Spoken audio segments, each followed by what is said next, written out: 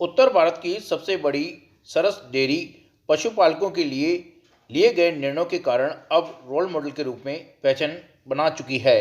अजमेर सरस dairy के chairman Ramchandra Chaudhary द्वारा लगातार पशुपालकों के लिए नवाचार किए जा रहे हैं। इसी क्रम में अजमेर सरस डेयरी में खुलेगी अत्याधुनिक कैंटीन। 65 वर्ष से अधिक आयु वाले पशुपालकों को दी जाएगी पेंशन। अजमेर सरस डेयरी के अध्यक्ष रामचंद्र चौधरी ने आज पत्रकार वार्ता के दौरान पशुपालकों को सौगात दी। उन्होंने कहा कि अजमेर डेयरी के नए प्लांट में जल्द ही आधुनिक कैंटीन का संचालन होगा। डेयरी परिसर में सीसीटीवी कैमरे लगाए जाएंगे, साथ ही सिक्योरिटी के लिए नए टेंडर भी किए जाएंगे। डेयरी अध्यक्ष रामचंद्र चौधरी ने संचालक मंडल की बैठक में लिए गए निर्णयों के बारे में बताते हुए कहा कि मुख्यमंत्री अशोक गहलोत द्वारा दुग्ध उत्पादक संबल योजना में 2 रुपये प्रति लीटर करने पर मुख्यमंत्री अशोक गहलोत का आभार प्रकट किया गया। उन्होंने कहा कि नए सहकार सत्र 1 अप्रैल से पशुपालकों को पूर्व की भांति 7 रुपये प्रति फीट दिया जाएगा। चौधरी ने कहा कि वर्तमान में प्लांट के संचालन हेतु HPCL गैस सिलेंडर द्वारा संचालित किया जा रहा है। उसके स्थान पर इंद्रप्रस्थ गैस लिमिटेड से अनुबंध को स्वीकृति प्रदान की गई है, जिससे 30 मई से प्राकृतिक गैस लाइन द्वारा प्राप्त गैस से बॉयलर का संचालन किया जाएगा। इस प्रक्रिया से 12 से 13 करोड़ रुपए की बचत होगी, जिसका सीधा फायदा पशुपालकों को मिलेगा। चौधरी ने बताया कि संचालन मंडल की बैठक में 65 वर्ष से अधिक पशुपालकों को 500 रुपये प्रति माह पेंशन देने का भी निर्णय लिया गया। सरस ब्रांड दूध का उपयोग करें, इसके उत्पाद का उपयोग करें, उससे जो लाभांश होगा अजमेर जिले के पशुपालकों के बच्चों को मिलेगा। और यदि आप अमूल और पाइस का मदर डेयरी का दूध खरीदेंगे, उसका लाभांश जाएगा गुजरात के किसानों को। बस ये जागृति पैदा करना। बाकी मैंने 100 बार आपके सामने कहा, क्वालिटी में नया प्लांट बनने के बाद में अमूल हमारे सामने कहीं नहीं टिकता है, ना मदर डेयरी टिकता है। हम तो रात को दूध लाते हैं, सुबह पैक कर देते हैं, सुबह लाते हैं, शाम को पैक करके आपको दे रहे हैं। उनका तो 3-3, 4-4, 5-5 दिन का दूध आता है आपको पैक होकर। फिर तो क्वालिटी अपने समकक्ष हो नहीं सकती।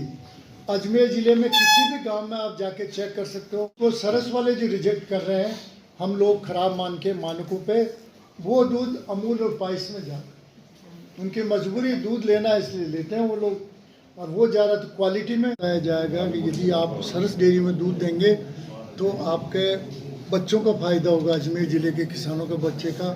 और यदि आप दूध पाइस और अमूल को दोगे तो गुजरात के किसानों को फायदा होगा।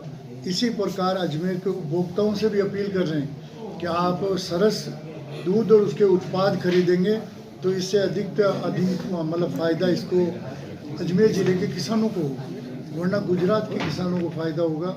इसके अलावा हमने ये निर्णय लिया है कि भी किसानों का पेमेंट जो है बैंक में सीधा खाते में अजमेर डेयरी के माध्यम से जाए, ये प्रयास कर रहे हैं। इसी प्रकार नए प्लांट का जो है CCTV कैमरा युक्त करने की कोशिश कर रहे हैं। सिक्योरिटी सर्विसेज के टेंडर निकाल दिए लेटेस्ट, तो उसमें भी जो है सुरक्षा व्यवस्था मजबूत करने की कोशिश कर रहे हैं। इसके अलावा जो हमारा प्रयास है कि अजमेर डेयरी में जितने लेटेस्ट नवाचार है उसका करने का कोशिश करें। आपके आने वाले टाइम में पशुपालकों को जो है पेंशन देने का भी योजना है, पेंशन देने की भी योजना बना रहे हैं। जितने फायदे के जो हो सकते हैं अधिक से अधिक करेंगे। दूध का भाव 21 फरवरी से 1 रुपया प्रति लीटर बोनस और डिविडेंड के रूप में वर्तमान दर में जोड़ेंगे 6.5 में, और नए सत्र में 1 अप्रैल से 7 रुपये फैट पहले की दर से वापस चालू कर देंगे। जो पहले कोरोना से पहले 7 रुपये फैट थी वो आने वाली 1 अप्रैल से शुरू कर रहे हैं। वर्तमान में हमको डेप्रिसिएशन के भी जो है 320 करोड़ का प्लांट है, तो हमको 32 करोड़ डेप्रिसिएशन फंड में डालना पड़ता है प्रति वर्ष, जो प्रति मास 3 करोड़ समथिंग का करीब खर्चा आता है हमको। परंतु ये भी रखना जरूरी है, इतना बड़ा प्लांट है, उसकी आगे जाके सुरक्षा, मरम्मत, मेंटेनेंस या और कोई छोटा मोटा काम हो, वो सब जो है इस डेप्रिसिएशन फंड से किया जाए। संविदा कर्मियों की नियुक्ति के लिए राज्य सरकार ने RCDF ने कोई ऑर्डर निकाला था थोड़े दिन पहले। ये कहा कि संविदा कर्मियों का वेतनमान पहले से आधा देंगे। तो हमने उनसे ये अनुरोध किया संचालक मंडल ने कि जब तक आपके नई नियुक्तियों के नियुक्ति पत्र जारी नहीं हो तब तक संविदा कर्मियों को डिस्टर्ब नहीं किया जाए, और वो उम्मीद कर रहे हैं कि 10-12 दिन में नियुक्ति पत्र जारी हो रहे हैं। सर, डेयरी पशुपालकों को ऑनलाइन भुगतान के लिए भी आपने कहा है कि हाँ, ये तो मैंने आपसे कहा ना, Ajmer dairy state bank of India, reel और अन्य कंपनियों में कंपटीशन करा करके दूध का भुगतान अजमेर डेयरी से सीधा पशुपालकों के खाते में बैंकों में भिजवाएंगे, और ये 30 मई से पहले हो जाए। सर, जनचेतना के लिए क्या किस तरह से अभियान चलाएगा? संचालक मंडल के सदस्य गांव-गांव जाएंगे अपने एरिया में, मैं भी जाऊंगा, संघ के अधिकारी और कार्मिक जो भी है वो भी अपने अपने क्षेत्र में जो फील्ड में लगे हुए हैं वो कार्य करेंगे। और इस हेतु एक हम प्रोग्राम कर रहे हैं दूध बढ़ाने के लिए, मैं लिखना भूल गया था। 36,000 फार्म भरे थे भारत सरकार के निर्देश में कि पशुपालकों को जो है किसान क्रेडिट कार्ड देंगे, किसान क्रेडिट कार्ड की जगह पशुपालक क्रेडिट कार्ड देंगे, और पशुपालकों को हम जो है लोन दिलवाएंगे बैंकों से। हमने 36,000 फार्म भरे, बैंकों में भेजे, नहीं मिला। अब भारत सरकार ने अपन, आप लोगों ने बार बार हाईलाइट किया, भारत सरकार उस पर कंसंट्रेट कर रही है। तो आने वाले टाइम में हम जवाहर रंगमंच पे, जैसे कोरोना की छूट मिलेगी, जवाहर रंगमंच पे अपन सारे जो है बैंकों के मैनेजर्स जिले के और लीड बैंक के जो अधिकारी उनके साथ और सारे सचिवों के साथ जो पहले की थी 11-12 में एक जॉइंट मीटिंग, वैसी मीटिंग करेंगे। तो उसमें जो है बैंक वालों को कोई समस्या तो उसकी बात हम करेंगे, और हमारी समस्या उसका समाधान वो करेंगे। कलेक्टर साहब को भी आमंत्रित इसलिए करेंगे कि वो लीड बैंक के पूरे ज़िले के जो है मालिक होते हैं। सर, फरवरी और मार्च माह में बजट सत्र का आहूत हो रहा है, कोई पशुपालकों की मांग हो इसको लेकर? पशुपालकों की मांग मैंने माननीय पशुपालन मंत्री जी के समक्ष परसों मैं ये अनुरोध कर रहा हूँ कि पशुपालकों की मांगों के संबंध में मैंने माननीय कटारिया साहब पशुपालन और कृषि मंत्री के सामने बात रखी है। मैंने उनसे कहा कि 40% बजट, टोटल बजट का 40% बजट कृषि और पशुपालन पर होना चाहिए। और पशुपालन में मैंने उनसे अनुरोध किया है विशेष तौर से ये आवारा बछड़ों की समस्या के समाधान के लिए, आवारा के समाधान के लिए सेग्रीगेटेड सीमेन राजस्थान पशुधन विकास बोर्ड टेंडर आमंत्रित करे।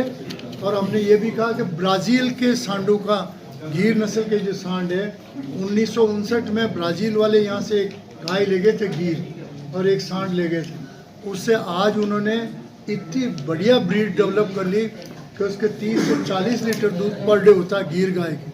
अपने तो 10 लीटर से ऊपर नहीं बढ़ रहा। तो उसके लिए मांग की मैंने उनसे कहा पशु बीमा जो है आप पशुधन विकास बोर्ड को लगाओ, आपके राज्य के डॉक्टर से कंपाउंडर को लगाओ, पशु बीमा होना चाहिए।